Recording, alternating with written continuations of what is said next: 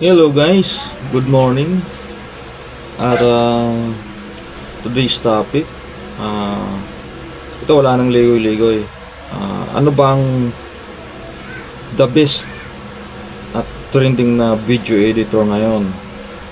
Kasi alam ko marami sa inyo nasasayang ang oras kahanap ng magandang video editor kapag gumagawa kayo ng content.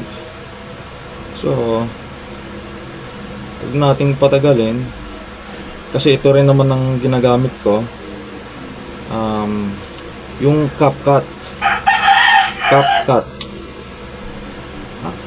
islang pa pero CapCut yung tawag dyan.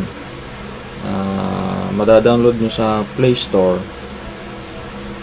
download nyo lang, tapos pag na-download nyo, explore nyo kung anong mga naka-featured sa kanya, and then yun, good na yun. Marami siyang feature doon na madidiscover mo no. Yun ay libre lang, walang bayad, download nyo lang, and then good to go na yun. Kasi dati ang ginagamit kong video editor ay yung KineMaster.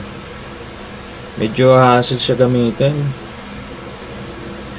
Ano yun, pagka yun ang dinownload mo, yung ibang feature nila dyan may bayad, subscription kung tawagin. So yun lang, tips ko sa inyo guys, download nyo yung CapCut, then explore nyo. So marami kayong madidiscover dyan na mga naka-featured kay CapCut, ano. Isa yan sa pinakamagandang video editor. Huwag na kayong maghanap ng anong pang video editor dyan. Basta search nyo sa Play Store CapCut, download nyo, explore nyo yung mga featured nya. Kung kayo nakagawa ng content at kailangan nyong i-edit, so pinaka the best yung CapCut. At tingin ko yun na talagang pinakauso ngayon na video editor.